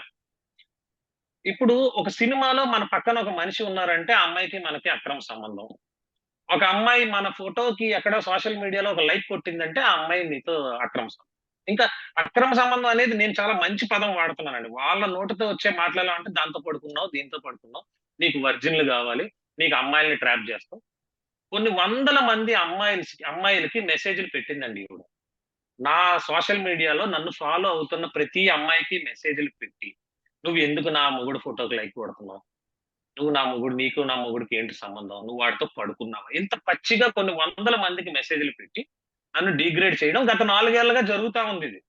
ఓకే సార్, ఫైనల్ గా చెప్పండి, ఇష్యూని ఇక్కడితో క్లోజ్ చేస్తారా లేదు లీగల్ గా ప్రొసీడ్ అవుతారా? జరిగింది ఒక పేటకాలానికి మొదలు పెడతారా? ఎందుకంటే మీరు అంటున్న మాటల్లో నాకు అర్థమవుతుంది ఏంటంటే, మీకు మీ వైఫ్ కావాలి, మీ పాప కావాలి ఎప్పటికైనా. వాళ్ళిద్దరి మీద ప్రేమ మీకు ఇప్పటికీ ఉన్న విషయం నాకు అర్థమవుతుంది. సార్ ఇప్పుడు ప్రేమ లేకుండా ఎవరికీ ఉండదండి. ప్రేమ లేకుండా పోదు, ఎవరికీ పోదు. ఎందుకంటే ఫ్రాంక్‌గా చెప్పాలంటే they are my family. Okay, నాకు తెలుసు దే ఆర్ బీయింగ్ మిస్‌గైడెడ్ అనేది నాకు తెలుసు. అవును, మీరు అది నమ్మినప్పుడు ఈ విషయాన్ని వదిలిపెడితే బెటర్ ఏమో కదా. కాకపోతే వదిలిపెట్టడానికంటే సార్, ఇప్పుడు నేను ఇలాంటి విషయాలు ఇప్పటికి ఒక 10 సార్లు వదిలేశాను. ఈ రోజు ప్రపంచానికి తెలిసింది. కానీ ఇలాంటివి ఇంతకన్నా దారుణమైనవి పోలీస్ స్టేషన్లకి మాట్లాడితే, షూటింగ్‌కి వెళ్ళానంటే ఏదో ఒక స్టేషన్‌లో ఏదో ఒక కంప్లైంట్ పెట్టేవారు. ఓన్లీ దిశలోనే కాదండి, నా మీద ఇంకొక స్టేషన్‌లోకి వెళ్ళి నా పేరు మీద ఉన్న కారు తను వాడుతున్నాడు అని కేసు పెట్టారండి. అక్కడ ఉంటే హైదరాబాద్ షూటింగ్ లో ఉంటే అర్జెంట్ గా స్టేషన్ కి రావాలని పిలిపించడం అలవాటు. ఒకసారి అయితే నా చీరలు పోయాయి అని కంప్లైంట్ పెట్టింది నా మీద వెళ్ళి.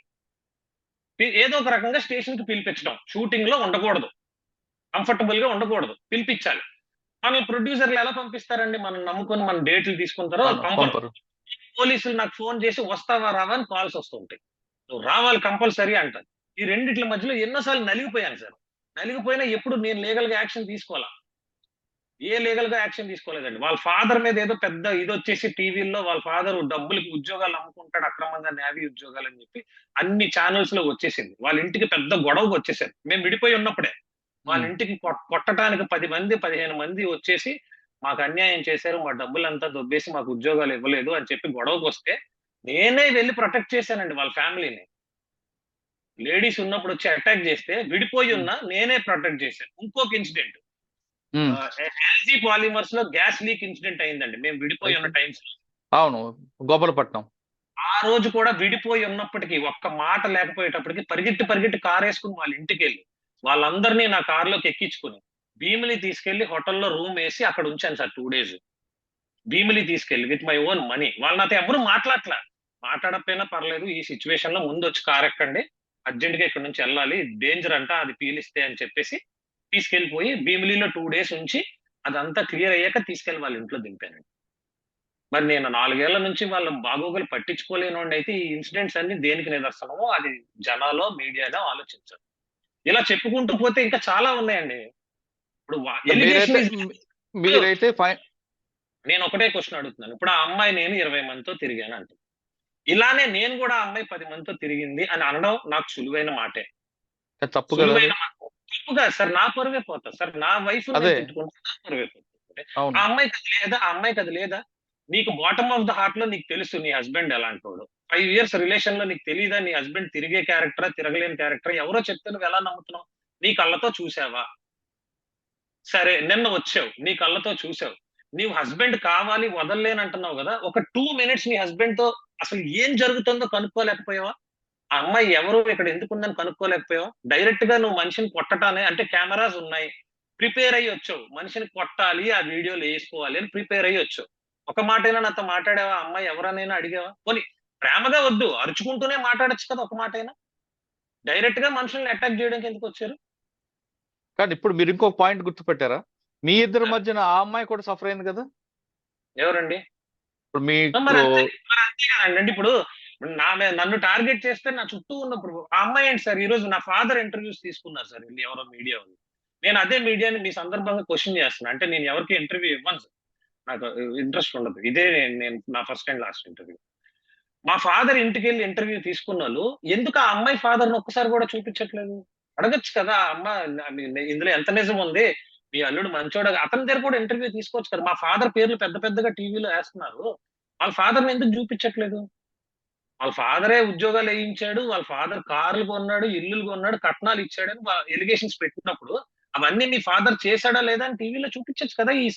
ఈ సో కాల్డ్ ఛానల్స్ అన్ని వెళ్ళి ఎందుకు నా ఫ్యామిలీని టార్గెట్ చేస్తున్నారు సార్? ఎవరికైనా ఈ వీడియోస్ అన్ని 2 రోజుల నుంచి చూసే ప్రతి మానవత్వం ఉన్న మనిషికి క్లియర్ గా అర్థమయ్యే విషయం ఏంటంటే ఈ అబ్బాయిని టార్గెట్ చేస్తున్నారు. Clearly he's being targeted.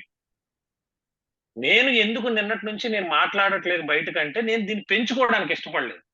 మళ్ళా నేను మాట్లాడతా, దానికి ఆవిడ కౌంటర్, ఆవిడకి నేను కౌంటర్. యూట్యూబ్ లో రోజు చూస్తా ఉంటాను సార్, ఇలాంటివి చాలా జరుగుతా ఉంటాయి. ఆ సర్కిల్లోకి నా ఫ్యామిలీ వెళ్ళకూడదు. రేపో మాపో మేము కలిసిపోయాం అనుకోండి, ఒక సంవత్సరం పోయాక ఇవన్నీ పోతాయా యూట్యూబ్ నుంచి? ఎంత దరిద్రంగా చూస్తారు జనాలు బయట చూస్తే. తన్నుకున్నంత కాలం తన్నుకున్నారు, మళ్ళా కలిసిపోయారు అనుకుంటారు. నేను సైలెంట్ గా ఉన్నా. కానీ ఈ రోజు అది లిమిట్లు దాటిపోయింది సార్. ఎవరో ఒక లాయర్ ని కూర్చోపెట్టి ఇంటర్వ్యూ చేయడం. ఆ లాయర్ కి ఏం తెలుసు ఈ విషయం? ఖచ్చితంగా ఇలాంటి మనిషి బయట తిరగడానికి అనర్హుడు, ఈ మనిషి ఖచ్చితంగా జైల్లో ఉండాలి, 10 ఏళ్ళు ఉండాలి అని ఎవరో ఒక లాయర్ అంట. లా అంటే మీనింగ్ తెలుసా అతనికి? Law is something which catches that కాటా. అవును. న్యాయ దేవత కాటా పట్టుకుంటా సార్. నేను ఒక లిబ్రా, ఓకే, లిబ్రా కాటా పట్టుకుంటది. బ్యాలెన్స్డ్ గా ఉండాలి. అటువైపు విషయమే తెలియకుండా పబ్లిసిటీ కోసం టీవీలో కూర్చొని ఒక మనిషిని నువ్వు జైల్లో ఉండాలి, వాడికి అర్హత లేదు, వాడు చీడ పురుగు అని మాట్లాడతావు. ఇదే చట్టం. ఆ లా చదువుకున్నావా, కొనుక్కున్నావా? This is what my question for that lawyer is also. And media persons also. అక్కోడు ప్రైవసీని కిల్ చేయడానికి మీరు వచ్చారు కదా, ఆమె చెప్పిందంతా విని ఇష్టం వచ్చినట్టు రాశారు కదా. మీలో ఏ ఒక్కరికి కూడా లోపల ఉన్న అమ్మాయి వేరే పని మీద ఉందని ఎందుకు అనిపించలేదు? అది అక్రమ సంబంధమే అని ఎందుకు అనిపించింది అందరికి? Have you caught us without dress? లేకపోతే లోపల ఏమైనా కెమెరాలు పెట్టి మీరు ఏమైనా లైవ్ ఫుటేజ్లు చూసారా బయట? ఒక గదిలో ఒక అమ్మాయి అబ్బాయి ఉంటే అక్రమ సంబంధమే అవుద్దా? ఇంకేమీ కాదా ఈ సమాజంలో?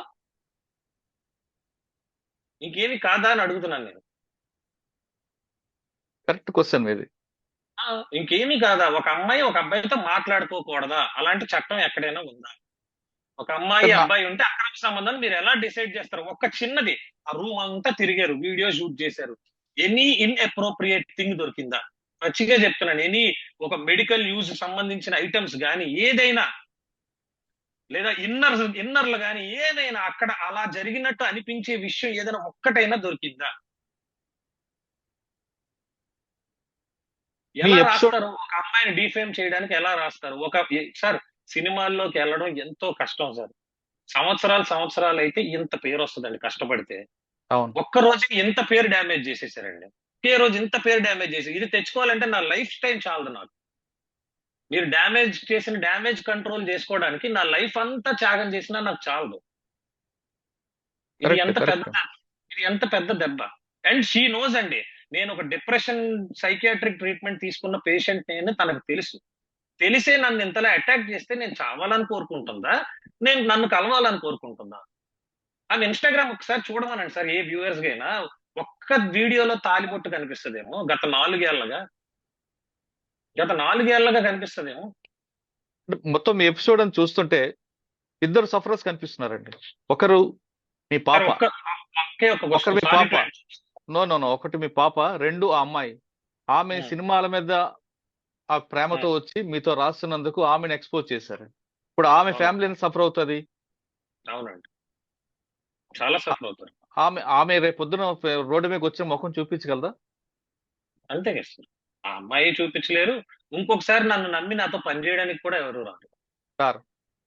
మరి నేను ఎలా సార్ నా కెరీర్ లో ముందుకెళ్తాను? నన్ను నమ్మి ఎవరు రాకపోతే, అమ్మో ఇలాంటి వాడు జోలికి వస్తే మనం టీవీల్లో కనపడతాం, వీడితో పని చేయొద్దు, బోల్డ్ మంది ఉన్నారు సినిమా వాళ్ళు, వాళ్ళతో పని చేసుకుందాం అని అనుకుంటే నాకు నా దగ్గర తినే ఫుడ్ లాక్కున్న వాళ్ళు అవుతారు కదా సార్ ఈ మీడియా అందరూ. ఏదో మీరు లాస్ట్ లో చెప్తాన్నారు. ఇప్పుడు ఇంత బాధలో వచ్చిన వ్యక్తి పెళ్లి ఆల్బమ్స్ తేడం వదిలేండి, ఎంత క్రూయల్ మైండెడ్ లేకపోతే కార్ తాళాలు, ఆఫీస్ తాళాలు, ఇంటి తాళాలు పట్టుకుపోతారు వాంటెడ్లీ పట్టుకెళ్ళిపోయారు అన్నది ఆ వీడియోస్ లోనే ఉంది.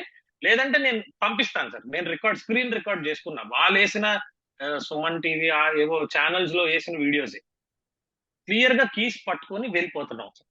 నేను అక్కడ ఆ పోలీసులతో మాట్లాడే ఆ టెన్షన్ లో, కిందకి దిగే ఆ టెన్షన్ లో ఉంటే కీస్ పట్టుకెళ్ళిపోయారు. రింగ్ ఒకటి పోయింది, మరి అది ఎవరు తీసారో తెలియదు. కంప్లైంట్ ఇస్తాను సార్, డెఫినెట్ గా నేను కంప్లైంట్ ఇస్తాను సార్. నిన్ననే నేను ఇవ్వాలి సార్. నేను ఎందుకు ఆగాను అని అంటే, నాకు ఇష్యూ పెద్దది చేసుకోవద్దు, ఎక్కడైనా అనవసరంగా నా ఒక స్పీడ్ గా ఏదైనా చర్య తీసుకుంటే అది అనవసరంగా నా కూతురికి, మా రిలేషన్ కి ఎఫెక్ట్ అయిపోతుందేమో అనే భయంతో నేను ఆలోచించి ఆగాను. కానీ ఆగినా కూడా అది ఇంకా సాగుతానే ఉందండి. అది యూట్యూబ్ లో కానీ టీవీస్ లో కానీ ఎక్కడ నన్ను డిఫేమ్ చేయడం అనే కంకణం కట్టుకున్న వారు ఎవరు కూడా ఎక్కడ ఆగటం లేదు. వాళ్ళు అలా సాగుతానే ఉంది. నాకు కూడా ఎవరెవరో ఫోన్ చేస్తున్నారు, లైవ్ లో మాట్లాడండి అంటున్నారు. సడన్ గా ఫోన్లు చేస్తున్నారు. ఆ ఛానల్ అంటున్నారు, ఈ ఛానల్ అంటున్నారు, లైవ్ లో మాట్లాడు, ఆవిడ మిమ్మల్ని క్వశ్చన్ అడిగింది, మీరు ఆన్సర్ చెప్పండి అంటున్నారు. ఏంటి నాకేం అర్థం అవట్లేదు. మార్నింగ్ నుంచి నా ఫోన్ ఖాళీ లేనండి. ఇప్పుడు మీతో మాట్లాడుతుంటే కూడా నాకు ఒక 10-15 కాల్స్ ఎవరెవరో కూడా తెలియదు ఫ్రమ్ అన్నోన్ నంబర్స్. ఓకే. ఈ పొజిషన్ ని నేను ట్యాకిల్ చేసుకోలేకపోతున్నాను sir. I have to move legally, not only on my wife, to all the trespassers who have come in the yesterday's incident. నా తలుపు దాటి లోపల అడుగు పెట్టిన ప్రతి వ్యక్తి పైన కేసేస్తాను. నేను కేసేస్తుంది నా వైఫ్ మీద, ఇంకొకరి మీద కాదు. All the trespassers with video proofs ఎవరైతే అడుగు పెట్టారో. తర్వాత నా వైఫ్ ఇల్లీగల్ గా తప్పుగా ఒక వ్యక్తిని హ్యాండిల్ చేయడం, నన్ను తప్పుగా హ్యాండిల్ చేయడం, తనని తప్పుగా హ్యాండిల్ చేయడం, నిజాలు తెలుసుకోకుండా. మనం చూసిందంతా ఒకటే అనుకుంటే సార్, ఇప్పుడు ఆ అమ్మాయి నాకు చెప్పకుండా తను దుబాయ్ వెళ్ళి ఏవో చిన్న బట్టలు వేసుకుని వీడియోలు చేశారు. నేను దాన్ని తప్పు కోణంలోనే చూస్తే, నేను నీలా అలాగే ఇంటికి వచ్చి మీ మీద చేతులు చేసుకుంటే ఈ సమాజం ఒప్పుకుంటుందా? చేసుకోకుండానే డొమెస్టిక్ వైలెన్స్ కేసులు పెట్టారు వీళ్ళు. మరి దీన్ని ఏమంటారు? ఏదో కాల్ చేశానని ఏవో యూట్యూబ్ లో వీడియోలు చూపిస్తున్నారు. ఎప్పుడో కూడా నాకు తెలియదు. నేనే కాల్ చేశానని వీడియో, కాల్ ఎరగొట్టే ఫస్ట్ ఫ్లోర్ నుంచి తోసేశానని చెప్పి. ఈ వీడియోలు చూస్తున్న ఎవరికైనా వాళ్ళ మదరు, ఆ అమ్మాయి బిహేవియర్ ఆ వీడియోస్ లో కరెక్ట్ గా చూస్తే, నేను వాళ్ళని కొట్టానంటే ఎవరు నమ్మరు. ఈ భూప్రపంచంలో ఎవరు నమ్మరు. నేను నిజంగా అంత కోపిష్టోడినే అయితే నిన్న వాళ్ళు కొడుతుంటే ఊరుకొని కూర్చోను. నేను నా కూతురు గురించి ఆలోచించిన కాబట్టే నాకు అంత అవమానం జరిగినా సైలెంట్ గా ఉన్నాను. ఏ ఆఫీసులో నన్ను సార్ అని పోలిస్తారో వాళ్ళే నన్ను ఆ ముఖం చూడడానికి ఇష్టపడలేని పరిస్థితి తీసుకుని వచ్చారు. నా ఫోన్ ఎత్తలేని పరిస్థితి తీసుకుని వచ్చారు. తన కూతురు ముఖం చూసే నిన్న జరిగిన సంఘటనలో నేను వెనకంజ వేస్తున్నాను అంటున్నారు కృష్ణతేజ. కానీ తన అనుమతి లేకుండా ఇంట్లోకి వచ్చి తన పట్లే కాకుండా మిగిలిన ఒక అమ్మాయి పట్ల కూడా దురుసుగా ప్రవర్తించిన తన భార్యతో పాటు మిగిలిన వాళ్ళపై కూడా చట్టపరమైన చర్యలు ఖచ్చితంగా తీసుకుంటాను, లీగల్ గా ప్రొసీడ్ అవుతానంటూ కృష్ణతేజ చెప్తున్నారు. ఇద్దరి మధ్యన ఈగో ఫీలింగే ఈ చిన్న సంఘటనకు వచ్చింది. ముఖ్యంగా ఇక్కడ ఇద్దరు వ్యక్తులు మాత్రం చాలా బాధపడుతున్నారు. ఒకటి, వాళ్ళిద్దరికి పుట్టిన చక్కని పాప. 2, సినిమాల మీద ప్రేమతో ఆయన ఇంటికి వచ్చిన మరో అమ్మాయి. ఆ అమ్మాయిని కూడా ఎక్కువగా ఎక్స్పోజ్ చేయడం పట్ల వాళ్ళ కుటుంబ సభ్యులు కూడా తీవ్ర మానసిక శోభకు గురవుతున్నారు. ఇది కృష్ణతేజ నక్షత్రం మధ్య వివాదంపై విశ్లేషణ. మరో అంశంలో మళ్ళీ కలుద్దాం. అంతవరకు నమస్తే. Thank you Krishna Teja. నా పర్సనల్ రిక్వెస్ట్ అయితే మీరు మరొకసారి మంచి మనసు ఆలోచించి మీరు ముందుకు వెళ్లకుండా అయిందేదో అయిందని కొంచెం తగ్గితే బాగుంటుందని నా పర్సనల్ రిక్వెస్ట్. కానీ మీ వ్యక్తిగతంగా ఏం జరిగింది అని నేను చెప్పట్లేదు, కానీ నా పర్సనల్ రిక్వెస్ట్ మాత్రం మీ ఇద్దరు కలిసి ఉండాలి, ఆ పాప ఎప్పుడు చక్కగా ఉండాలని కోరుకుంటున్నాను. Thank you so much.